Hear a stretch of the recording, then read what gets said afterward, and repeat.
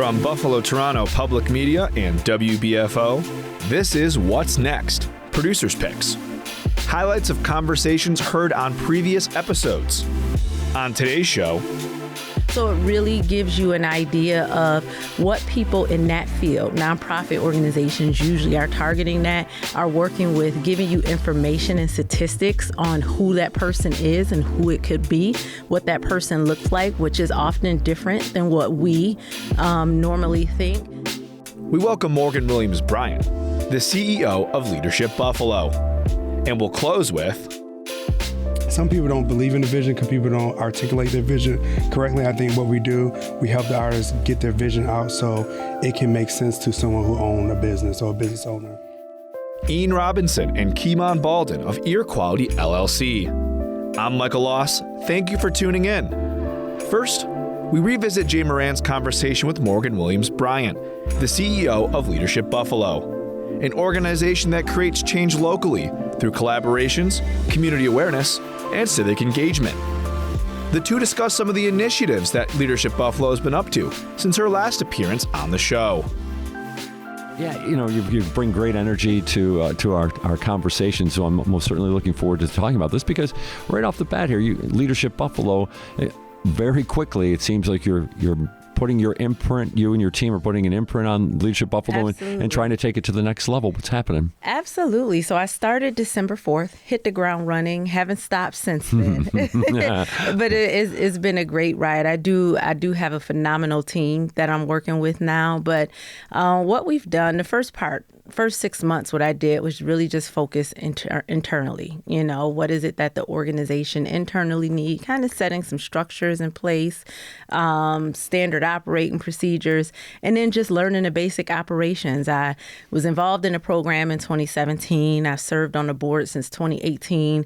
But when you're coming in and now, you're leading the organization, you're looking at it from a different lens. So it really gave me an opportunity to kind of dive into the weeds, to really learn the operations, the programs, and then to see some of the areas that, some of the things we want to do differently, some of the things that we want to enhance, and then listening to the community. So the second half, what I did was contract out to Clementine Gold Group and then also Talent Rise. We wanted to make sure that we had third-party organizations really leading focus groups with the community, our stakeholders, our sponsors, to really listen to what it is that they needed. What did you hear from the focus groups? I'm curious. Overwhelmingly, and we'll talk about it a lot at the State of LB in February, but overwhelmingly, the number one thing that people wanted was more leadership development infused into our program. You look at how the workforce has changed just a small period of over the pandemic. There's also been a generational shift that we've been looking at in the workforce in the past couple of years. And people want to be equipped with more leadership skills.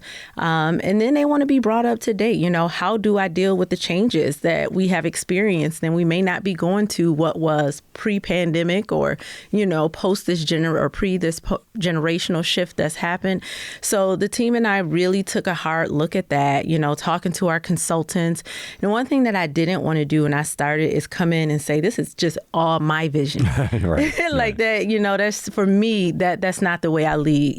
This is a community-oriented program. We have a lot of people that pay and companies that invest in us. And we want to make sure that we're hitting the needs that they truly want and need to grow the leaders in their company. I think it's very important for companies and organizations to invest in their employees. When you invest in your employees will work so much harder for you. They feel appreciated, and the talents and skills that you hired them for, I feel like you'll see them flourish even more. So we really wanted to make sure that we were listening to the community's voice, but also incorporating what the community said. And so I'm so excited to say that we just recently launched our LBU, which is Leadership Buffalo University program, where we will be infusing more leadership development into the current curriculum that we have.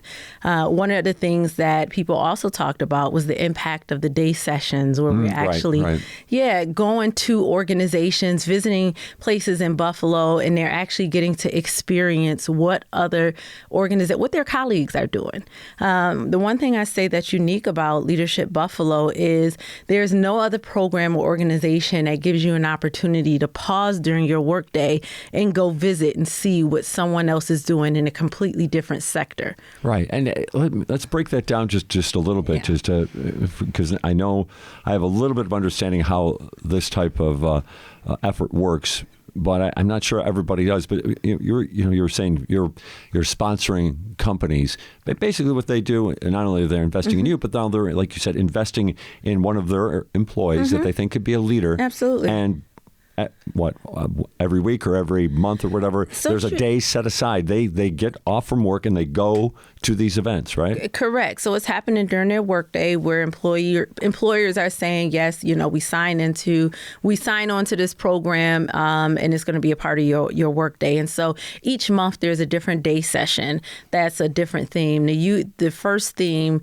when we come off of our opening retreat in January is hunger and poverty. Okay. We know that Buffalo is the third poorest city in New York State.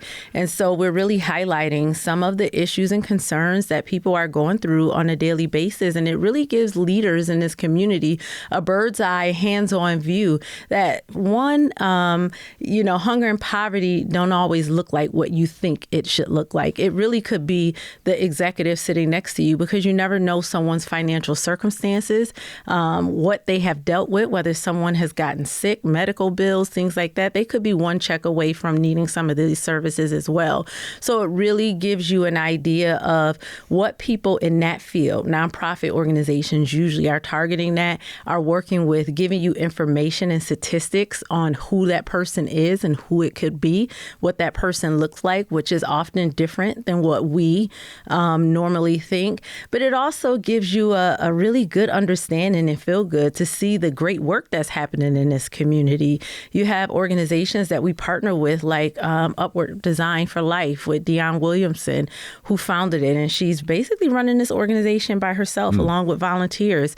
And what she's doing is helping single moms furnish their homes. Like finally, they were able to get an apartment that they can afford on their own, but they may not now have the means to furnish the apartment. So she's working with various companies, individuals, organizations that's pouring into it. Is the idea then, expand on it, because you went through that, not only you were setting up this training, but you went through training. It's different than it was back in 2017, of course. It's evolved. That when you see what someone like Eann is doing, is there an understanding of how to take on a challenge and try to find solutions? Yeah, absolutely. Because when you're working as a banker, when you're working, at National Grid and National Fuel, you're really focused on your work. Of course. You're focused on your world, your career, the things that interest you and what you signed up for. You're really not thinking about what's happening around you during your workday, when really what's happening around you at your workday could be impacting your workday. Why is your coworker showing up to work late? Maybe they have to take transportation or something has happened with their family that you may not have considered before. But also it gives you an opportunity to bring back to your company, here's some of the things that we can get involved in to be more involved in the community, to help some of these issues, some of the concerns, things that people are going through, and just to do good work. Because it's not always about issues and concerns that we're addressing. It's really to show how we can partner more in this community. We say Buffalo is the city of good neighbors, and it gives you an idea or a door to expand that opportunity to partner with some of those organizations and passion projects. You said that you'll start off with a retreat. Yes. So what goes into the retreat? The opening retreat. So we have an opening and closing retreat. The opening retreat usually takes place in January and closing retreat in November.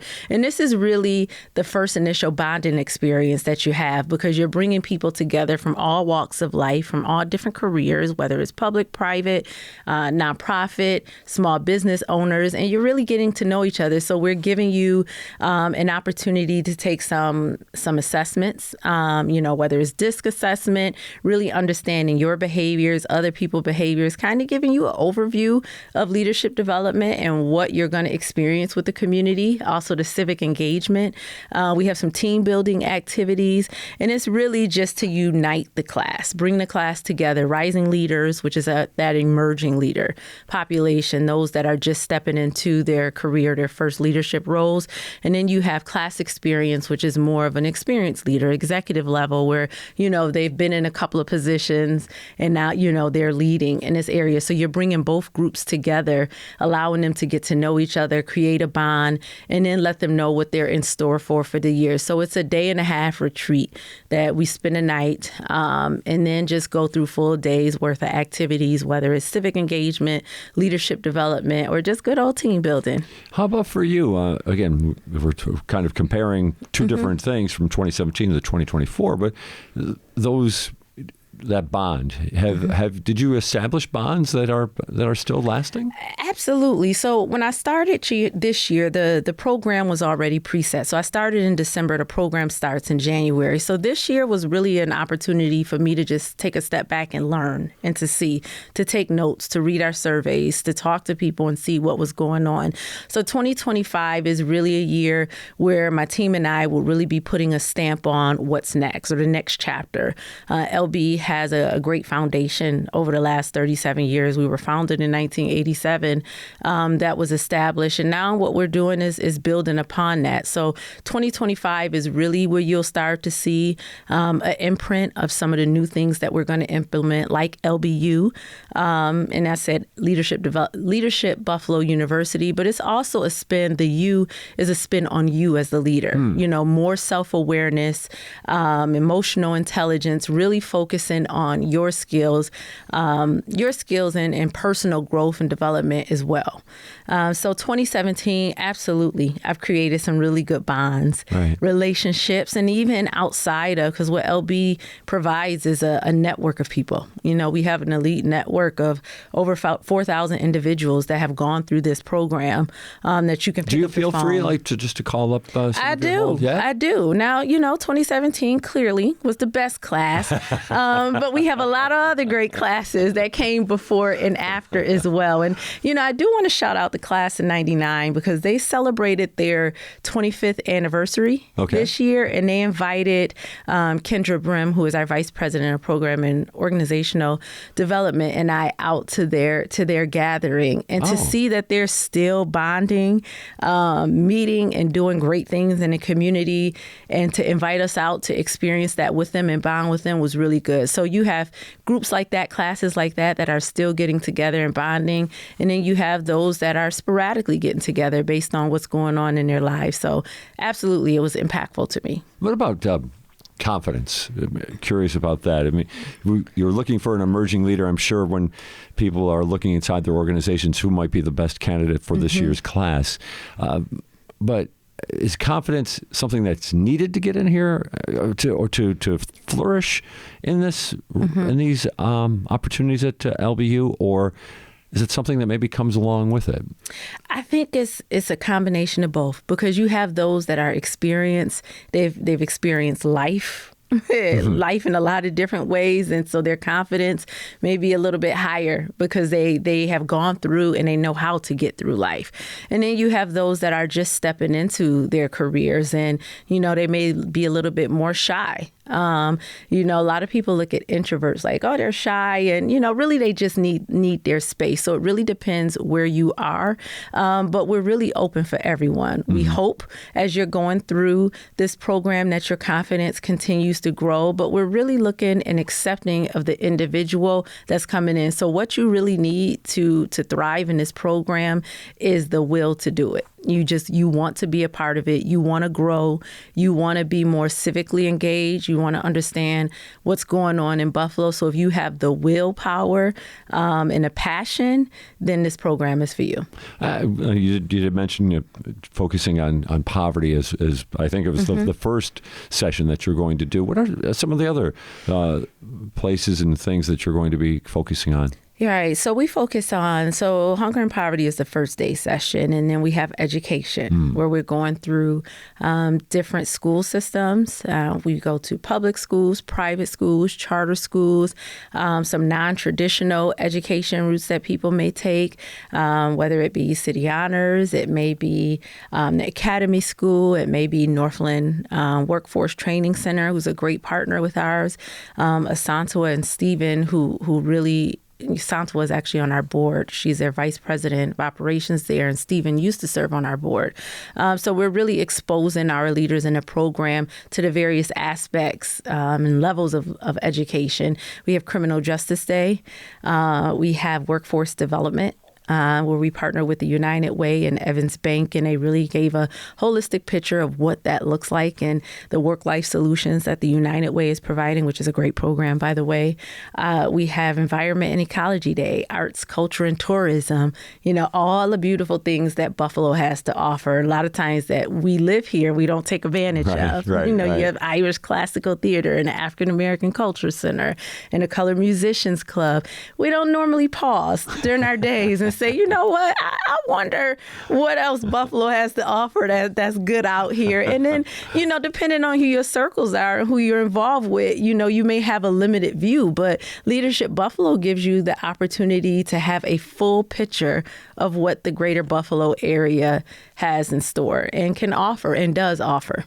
What's next? We're talking with Morgan Williams-Bryant, the CEO of Leadership Buffalo. We're talking about a lot of different parts of their organization, including their class coming up here for the next year of their LBU is what it's a rebrand of sorts, right? Yeah. So LBU is a section, is our leadership development portion of our program that we're infusing into what we're already do. Okay. We still have our our traditional class experience and Rising Leader program. And I want to make it clear, we're not getting away from our day sessions at all, because the other thing that we heard in our focus groups, we're really being driven by the data that we received, is that these sessions are truly impactful. We don't want to erase what has been impactful, but we do want to continue to enhance and grow the organization. Let's reflect then about impact from day sessions. How about for you? I mean, is there a day sign? I have a close acquaintance who went through this type of training, and I remember hearing one of the stories and how tremendously impactful it was. And I'm sure, even though that training came some 15 or 20 years ago, I'm sure if I brought it up, I would hear that exact story again. How about for you? It was very impactful. And I can tell you, I went into the program thinking one thing, leadership development. My master's degree is in organizational leadership. So I'm like, oh, what am I? You're on this. What? Yeah, I'm in this. I am double clicking. I am excited about this. And then for my career, I've always worked in the community, community organizations, partner with community youth programs. It's very important when you're working in any sector to build partnerships. One thing you have to understand as a leader is that you do not know everything, and that's the reason why it's important to have a team around you. But for me, I went in thinking I work with the community, so a lot of these things I already know. I did not. There was a lot of doors that were open for me in organizations that I had never heard of. Namely some of the ones that I talked about today, what they were actually doing. My sister and I on Christmas and Thanksgiving would volunteer for, at the time, Meals on Wheels. I thought about my grandfather at the time who did it. And, throughout the year we would do it. But to really go in and now Feed More and see the operations of what they're doing, who they serve, and how they've elevated, it's absolutely amazing. I wouldn't have had that opportunity had I not gone through Leadership Buffalo. So many different insights in each day session. I think it's 9 that we do throughout the year, not including the 2 retreats that the door and the window was open for me, where I'm like, aha. And it's created other opportunities for me to be able to serve the community as well. What about graduation? I know we're looking ahead, but you just went through a graduation of the 2024 graduation, or I think that's actually upcoming, right? It's upcoming. I apologize for that. But what about the graduation event itself. It's Yeah. again, something I kind of attended with a very similar organization. What do you take from those events? So I will say you're not completely wrong there. We had our youth graduation in June. Okay. We do All right. have a youth program where we serve sophomores through seniors in high school, where we're there taking them through a year-long program and journey as well. So in June, they graduate, where they, it's a combination of everything that they've learned throughout the year. And December is the graduation for Class Experience Rising Leaders and in our Experience Buffalo program. Quickly, our Experience Buffalo program is for new executives that are moving into the city of Buffalo. All right. So it gives them an opportunity to create relationships with other colleagues that they normally wouldn't have the opportunity to meet, get to know the city of Buffalo, and then figure out where their niche is.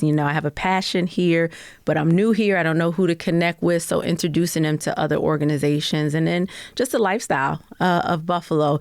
And our graduation is the culmination of those 3 classes. Oh, okay. And the experience that they've had over the year-long journey. So we have, at that time, we will have elected class chairs will be able to speak on behalf of the class and what they've experienced throughout the year. We have the families there celebrating them. So it's really a joyous time and a culmination of everything that they've done over that journey. There's so many different elements to talk about here when it comes to Leadership Buffalo, but at the same time, I know one of the things you're working on, you just started 9-10 months ago as the CEO, but all the things that you've learned, like you said, you're trying to put together a collaborative experience. Kind of maybe let us know what you think might be shaping up here for Leadership Buffalo, some of maybe the focus, how it may start to alter. I know I don't want you to necessarily give your hand too much too fast, but what about that? Yes, I will say our State of Leadership Buffalo will take place, I believe it's February 27th, 2025 this year. So you're going to make me wait until February? No. Okay. I'll give you a little bit. So we've really taken a look at our mission statement, our vision statement. We've looked at our values, because you want to make sure as you're listening to the community, what they need, that it aligns in the direction that we're moving in. So we've taken a look at all of those things. We have our values luncheon that's going to be coming up every May, where we're celebrating individuals from the community that align with our values. They're nominated, and then we go have a committee that selects them. So we'll really be looking at celebrating the things that we've been working on all year. A lot of times people say, "What's happening? What's going on?" But what's not? What's not going on, right? But you really have to take an opportunity as a leader to step back and to assess first.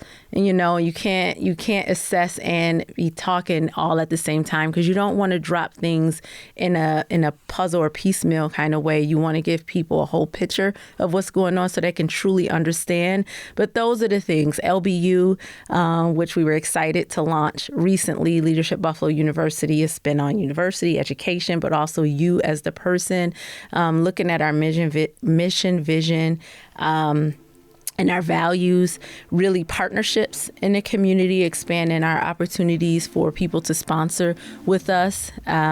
So those are just some of the things that we have going on. And then we hired our new VP that I've already mentioned. We just have hired our new program manager and program and marketing manager, Jasmine Foster, who came to us from UB. And then we have Melissa Hall, who has been working with us for 8 years and has been a true anchor for all of us newcomers into LB, into the operations, and Rachel Hoffman, who is our communications and administrative specialist, who really sets the foundation and ties everything together for us. So those are just some of the things. That was Morgan Williams-Bryant, the CEO of Leadership Buffalo. We close today's show out with Eann Robinson and Kiman Baldon of Ear Quality LLC. The two sit down with Bentley, the program director for WBFO's The Bridge, to discuss how ear quality empowers and educates rising musicians.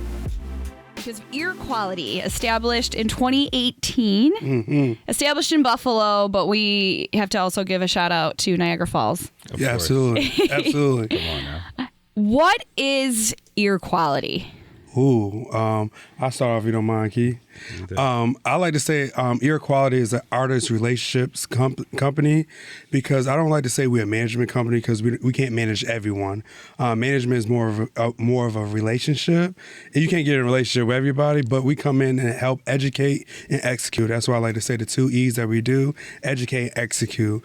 You can be a talented artist, but you're so talented, you don't know how to execute your ideas. You have all this creativity. So what our job is to come in to educate you on the business, because when we are done, we don't want to leave you with the same place that we found you at.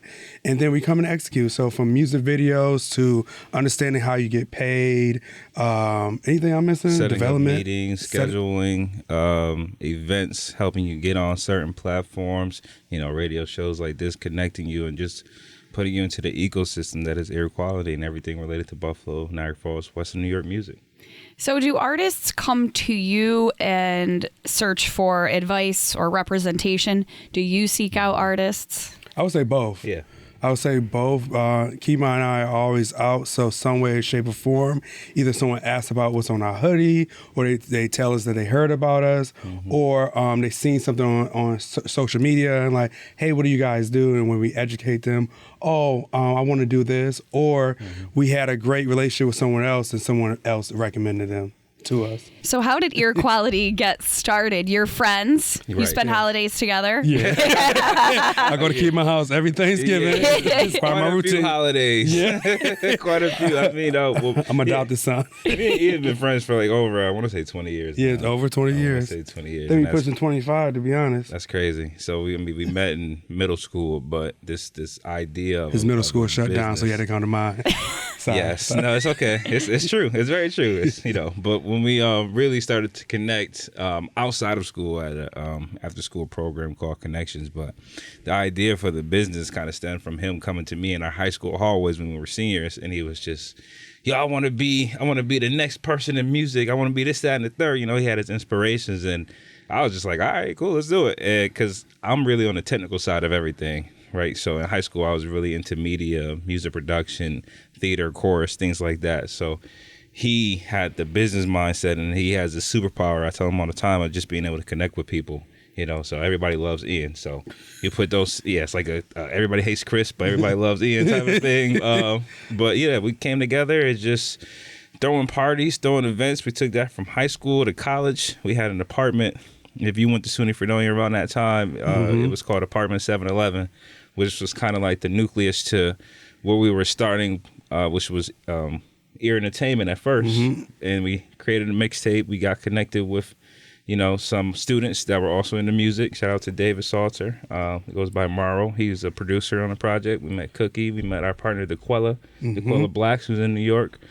She's holding it down for us out there. And it grew into this business called Ear Quality. We've just been running with it ever since. And you were music business majors. Yes. Yeah. So there is the business aspect, the production aspect, but you bring a lot to the table. Absolutely. I know where I'm good at, I know where I'm not, and while I'm not, I know how to tap into other people. And normally I just call Kiman. That's why that's why we work very well together. And honestly, myself, Kiman, and our business partner, DeQuella, we're the one who really brought hip hop to Fredonia, where it was so focused on bands, and it wasn't necessarily focused on R&B and hip hop. Right. And I wanted to learn more skills about today's industry, not the 80s, and no shade to the 80s, because you need to know what has happened before to go forward. Right. Ear Entertainment started in our apartment. Yep. Over time, I got tired of writing Ear Entertainment. You have EAR, the entertainment. That's too long. and one of my mentors, one of the managers, still to this day that I look up to, is Scooter Braun, who's Justin Bieber manager, Ariana Grande manager, and he has the Braun Project. I always thought you needed to have the word records in your business, like RC Records or Artisan Records. No, I said, no, it can be something different and still provide the same service. And we always make sure we put quality in our sound. So it was like put the ear together and put the quality together, and here we are. obviously you're both business minded as well as being passionate about music. So being business minded, you obviously saw a hole that needed to be filled and a service that needed to be provided. Absolutely. What is that hole here? Education. You see everybody just, making all this money, but a lot of folks don't know how they make money.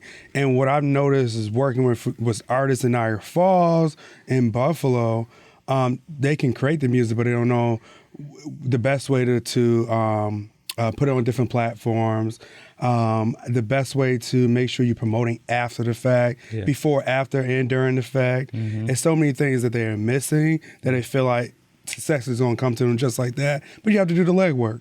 I think it's also fair to say that along with education, like there is a lot of history in the music industry that Buffalo is tied to that a lot of people don't even know about. Yeah. Right. We come from Niagara Falls where we don't have that. We don't have the history, and we definitely have a lot of artists that are trying to do music, and then within 3 years they just disappear. Why is that? Like, for one, it's definitely teamwork. It's definitely they don't know what they're doing. They just know they see somebody else doing it and they want to do it themselves.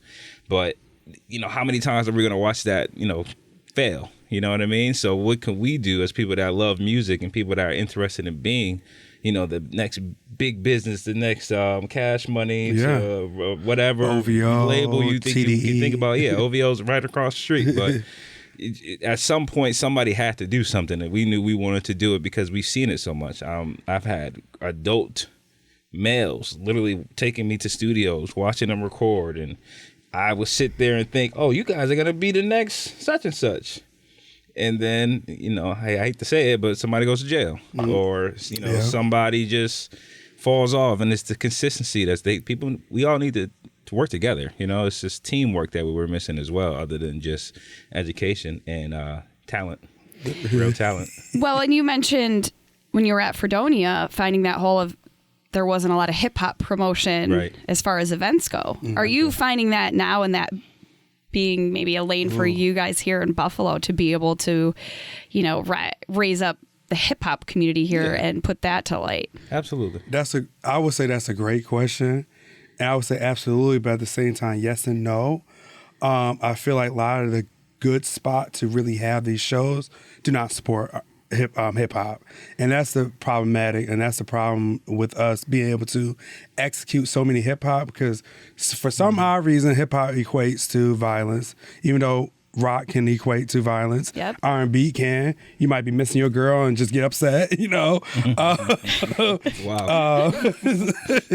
I would say there's a lane for us to tap into, but it's hard, and that's why Kiman said my superpower is to build connection, because I can be somewhere where let me bring this back. For example, a lot of folks don't know about musical fair. I built a connection with the person that oversees musical fair that's on Damon's campus, but not run by Damon. But a lot of people can't or don't rent it. But being that I had that relationship, I was able to get that spot, and that's a beautiful spot. Had a nice cabaret, but some people don't believe in the vision because people don't articulate their vision correctly. I think what we do, we help the artists get their vision out so it can make sense to someone who owns a business or a business owner. Now, as far as the things that you work on with artists, we're in the streaming world. You obviously want to promote them. You can promote them in other ways than shows. Mm-hmm. Not that long ago, Black Lives Matter, a lot of record labels and businesses made promises to focus on signing Black artists, promoting Black music, because it wasn't that the music wasn't there. Mm-hmm.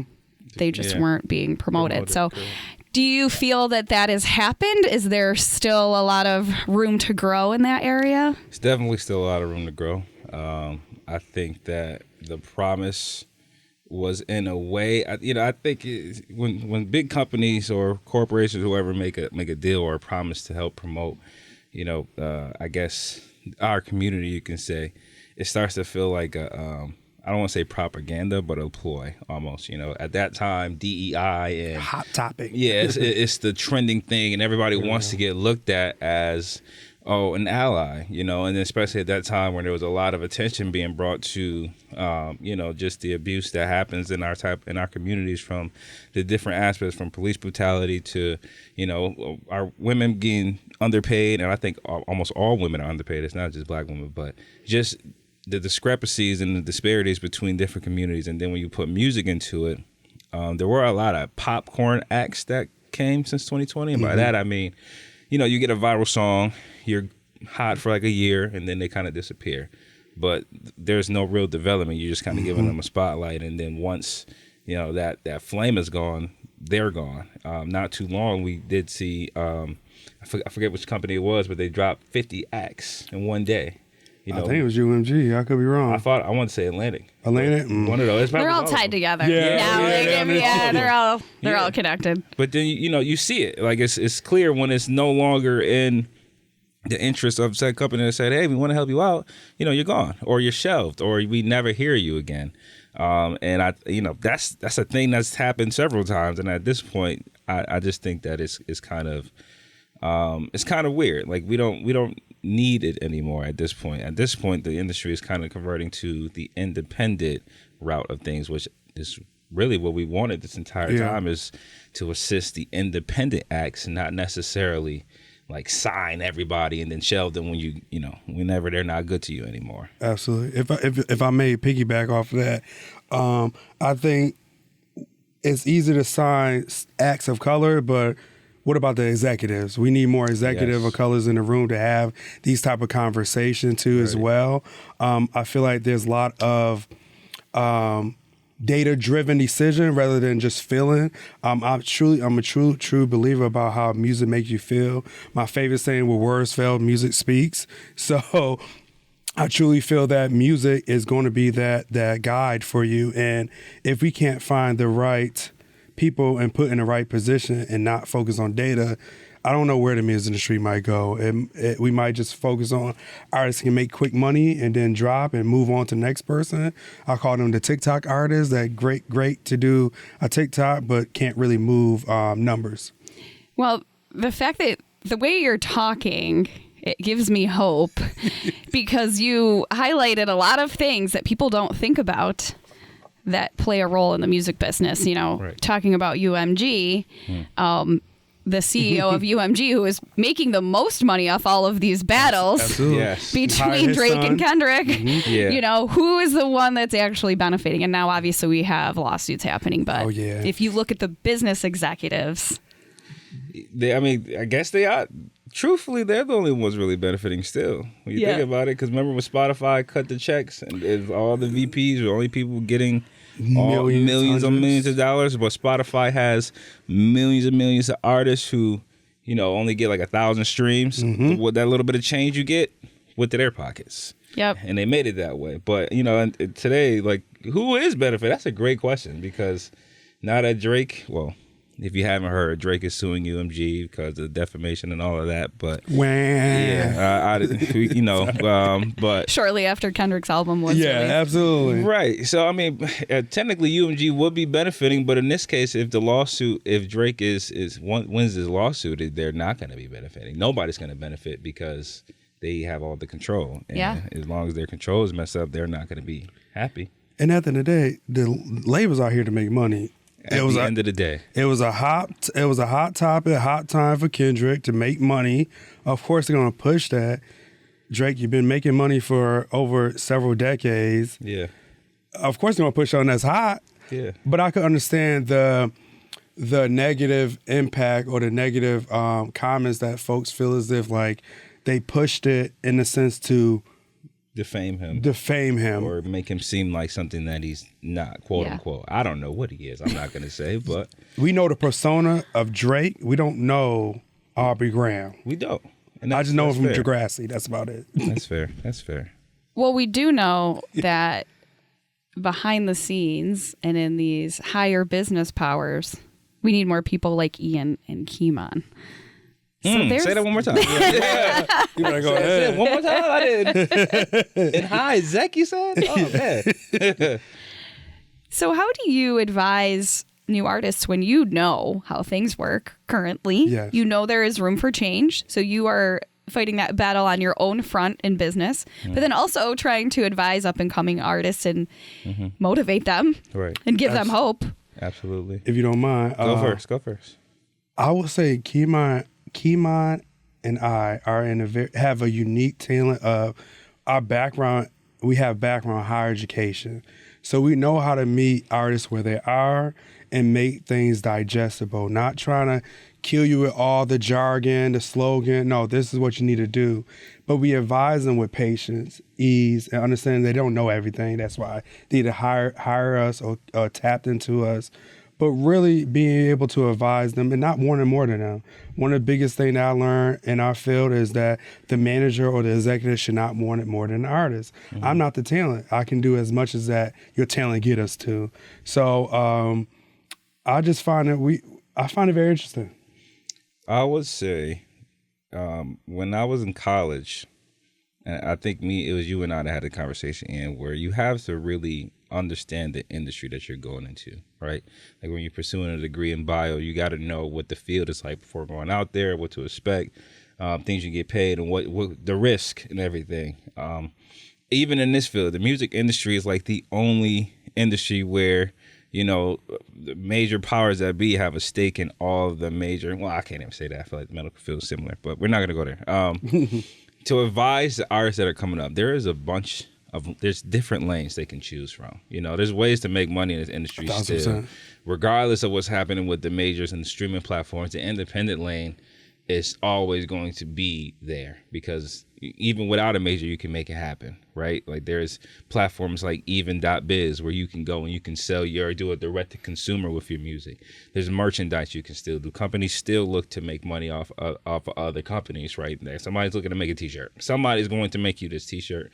And like Eann said, with the venues, like you can get into the booking business in terms of booking shows for artists or being the guy that's a tour manager. There's a way to make money. I engineer and DJ, right? I'm not an artist, but I can make some money out of this industry. That boy can sing. Don't let him fool you. Go ahead, sorry. That'll be the next show. Now I'm curious. Get some Christmas carols. But you know, it's all about weighing your options in this industry. Like if you believe in yourself, you can make things happen. But I think a lot of people that are at the independent level before getting to that spot, you got to understand that you're not them. You got to do more than them to get where they are, for one. And then two, don't expect the same treatment as an independent act versus a Drake, a Lil Baby, a Kendrick Lamar, or whoever sings or whatever. You just you gotta do you, and you gotta lock into that, and you gotta tap in with Ear Quality because we can help you with that. You know what I mean? You start somewhere. I think that's one of the things that when artists are starting. Yes. Everybody started somewhere. Absolutely. What are your hopes for Ear Quality in 2025? Ooh. Great question. I love that. We have an event that we're putting together right now. I think my goal is really to make sure it happens in February. So something for the couples, for the loved ones out there, for the ladies. Typically we do our event in October, but of course next October is going to be round 4, R&B Ain't Dead coming back. We're going to do some more promo runs. We're going to interact with more artists. What you got? I've been working on this idea. We've been working on this idea since this year, but I really want to execute it in 2025. It's called Can We Brunch? So it's intertwining with cannabis and brunch. Everyone loves a good brunch. If you're really a good foodie, I love my mimosas. But intertwining with the prestige and the elegance of like Atlanta brunch, where you got to get dressed up and really have a good vibe. Provide a band and cannabis infused food. Some people don't have to have cannabis infused food. It could be regular food, but something where we can be all grown and have a really good brunch.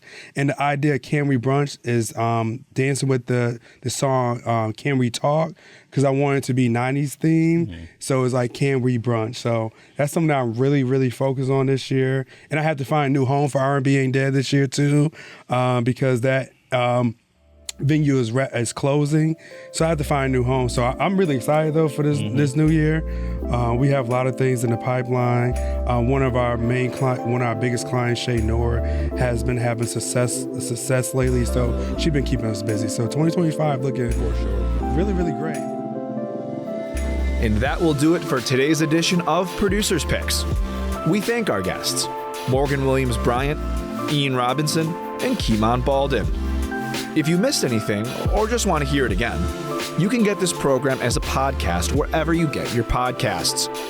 Each episode is online at WBFO.org. I'm Michael Loss. Thank you for listening.